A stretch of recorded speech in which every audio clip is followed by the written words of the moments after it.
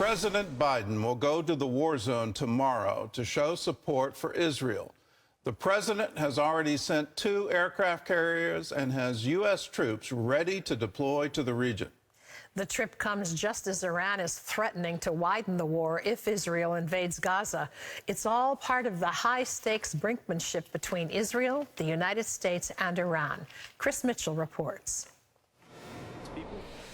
U.S. Secretary of State Antony Blinken explained one of the main reasons for the president's visit. President Biden will underscore our crystal clear message to any actor, state or non-state, trying to take advantage of this crisis to attack Israel. Don't. To that end, he's deployed 2 aircraft carrier groups and other military assets to the region. According to the Pentagon, about 2,000 U.S. troops may be deployed to the region to support Israel in intelligence and medical roles, should Israel launch a ground incursion into Gaza. Iran's foreign minister warned of a preemptive attack if Israel begins a ground invasion of Gaza and said time is running out.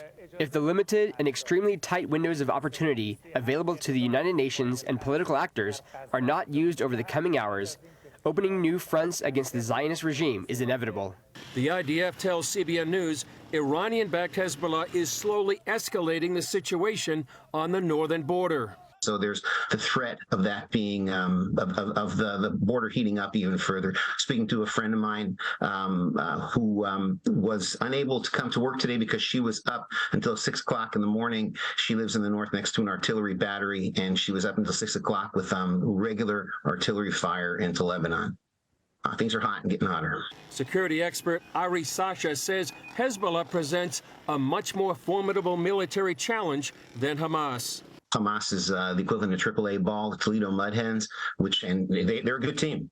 But Hezbollah is the Boston Red Sox.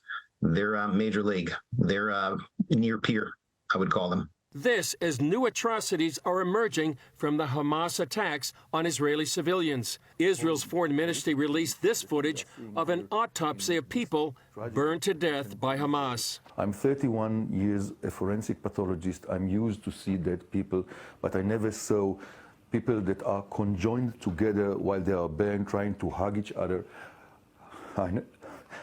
I'm sorry. Hamas released this footage of a 21-year-old Israeli hostage kidnapped from Sderot. The IDF now says the total number of hostages is 199. On the Gaza border, Special Ops Sergeant Major Doron Kadar, fresh from the front lines, told CBN News this has unified all Israelis. What I can tell you is what this has done, it has united all of us across the board, whatever our political agendas were before this broke out. We are all coming together.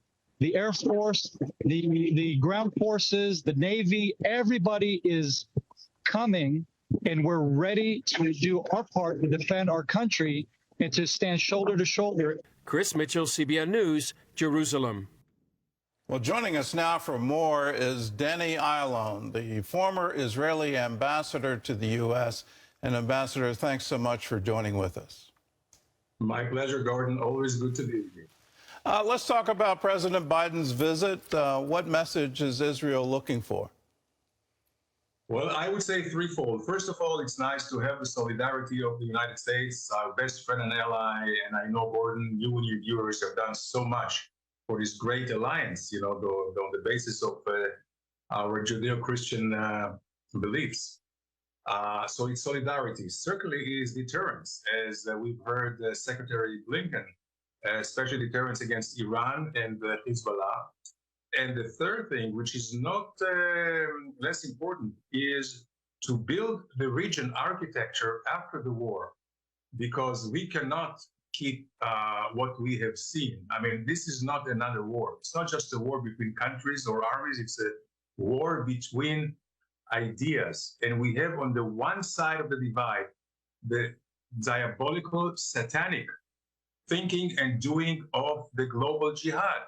The jihadists, which are trying to destroy our way of lives and our faith, are concentrated in Tehran, but they have tentacles and proxies all over. Hamas in Gaza, Hezbollah in Lebanon, they have the Houthis in Yemen, they have militias, the Iranian militias in Iraq and Syria, they are in Sudan, they are in Libya, all over.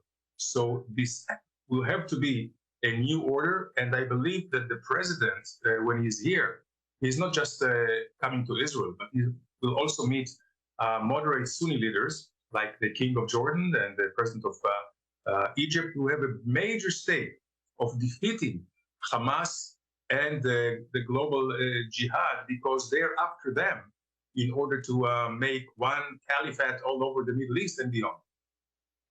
Well, let's take a much longer view, and I'll speak as an American, where 9/11 occurred, and then we invaded Afghanistan to wipe out the Taliban, and here we are over 20 years later, and guess who's back in power? The Taliban.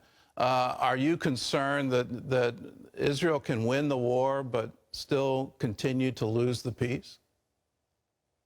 Well, it is a concern, and we have had too many bad examples in history, including recent history.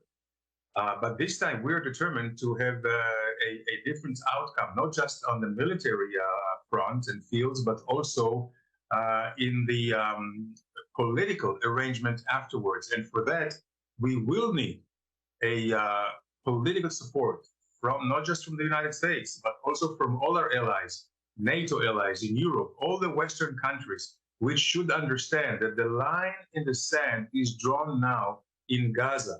But what will happen, the fate of the war with the Hamas, ISIS in Gaza, will determine how all of us will live throughout the world.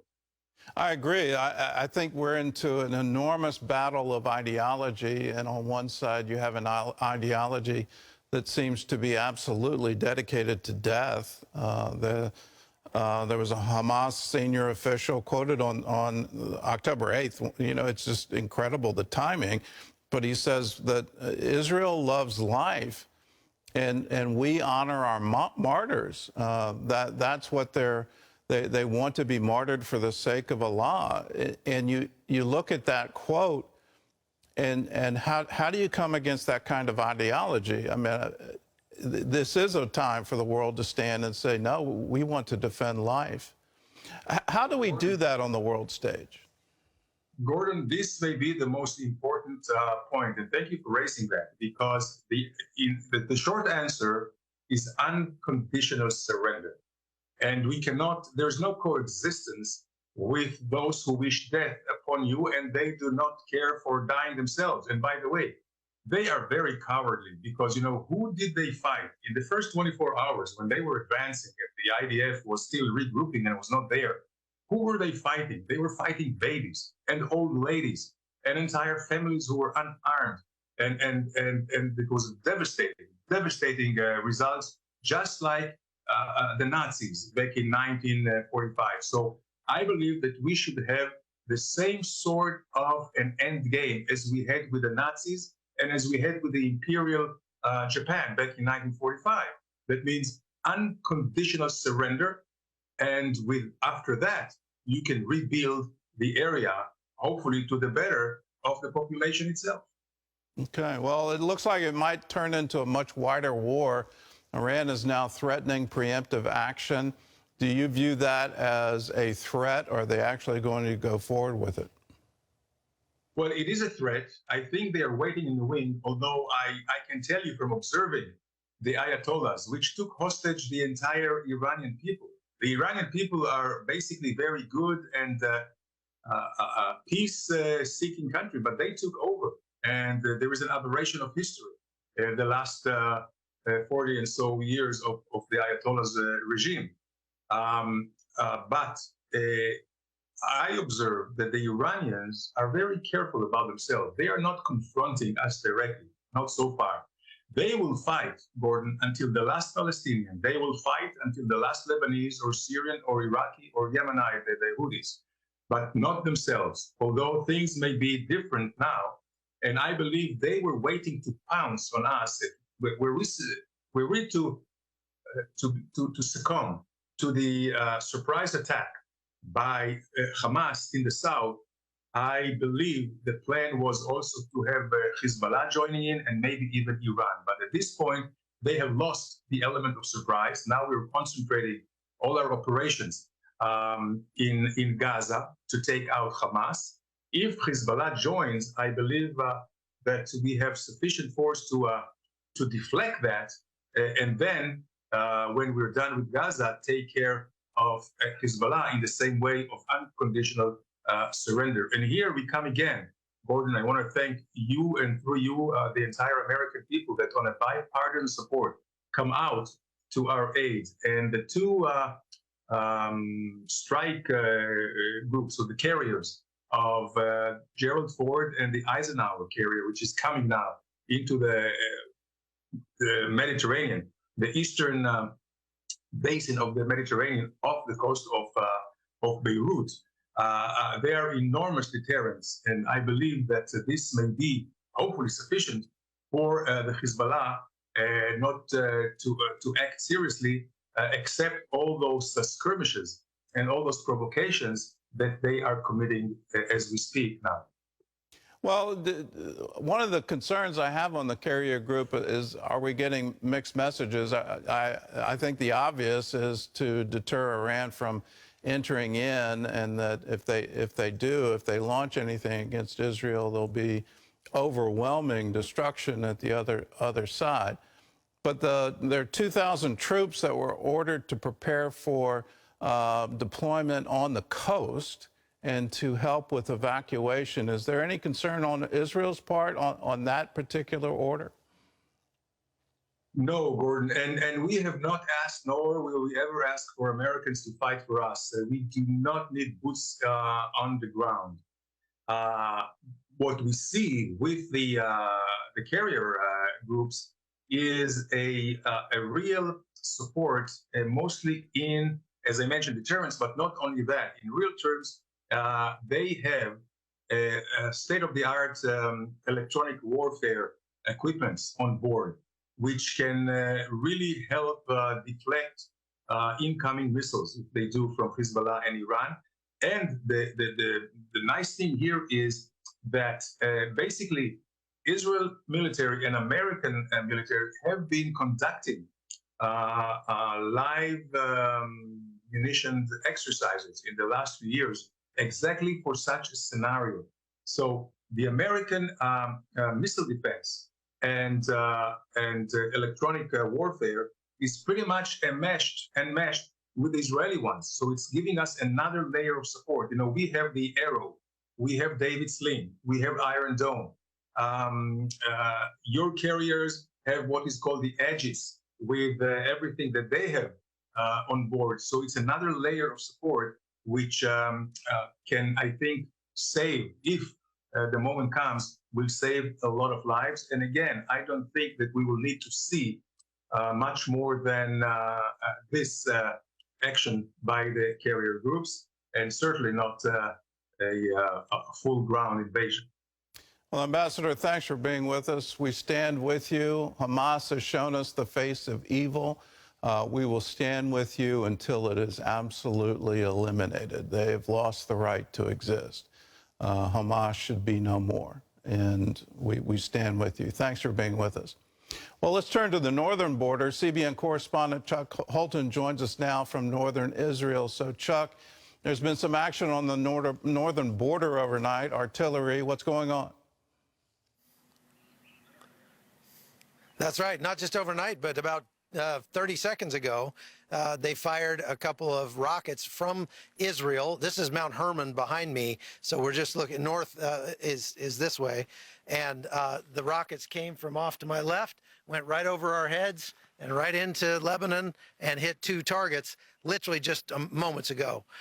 So there have been incursions along this border in the last 24 hours, Hezbollah operatives coming in. There have been gunfights along the border where they're trying to shoot out cameras and that sort of thing. And as we're seeing right now, rocket fire now going both ways. So the big question is whether or not Hezbollah is going to attack Israel, but in reality, they have been attacking Israel. They've just been doing it at very small scale, and what everybody hopes is that that doesn't ramp up in the moments to come. Gordon? Well, you've talked to intelligence experts in northern Israel. What do you think Hezbollah is trying to accomplish, or what do they think Hezbollah is trying to accomplish right now? Right. The military intelligence lieutenant colonel we talked to earlier today said that she felt like Hezbollah was trying to draw Israel into a war, Hezbollah and Iran, and they're trying to encourage or convince the rest of the Muslim world to join in and sort of dogpile onto Israel as well. Now, she has been very concerned because of the fighting up here. She had her daughter here with her, and she said she was up all night listening to the gunfighting along the border as that incursion took place, and those 4 Hezbollah terrorists were eliminated. She is very concerned that I asked her about the deterrent effect. With the United States sending troops in here, with President Biden planning to visit on Wednesday, does that deter Hamas or Hezbollah or Iran? And she said, I think that I used to believe in deterrence, but I don't anymore. I think that they are dead set on their mission. They've been planning for this for years, and they are going to execute what they've been planning. Well, we know Hamas was preparing. They were training for months for the October 7th attack. And we've heard, I mean, it was part of our package earlier, Hezbollah may even be an equivalent to the IDF, to the Israeli military. So are they entrenched? Are they in tunnels? If there's any kind of action on that northern border, how hard will it be for Israel to win? What we have seen today, Gordon, is a lot of military activity up here on the northern border. Obviously, I can't give a lot of specifics, but I'll just say that there's a tremendous amount of IDF soldiers, armor. We saw tanks. We saw armored personnel carriers, trucks, heavy equipment transports, and all along this border as we've driven along it throughout the day. We've seen them digging fighting positions, fixing up older bunkers, and occupying high ground. So they are obviously taking this very seriously. They don't want to get caught unawares as they did back on October 7th. They've basically cordoned off now 4 kilometers back from the border, and this is as close as we can get right now.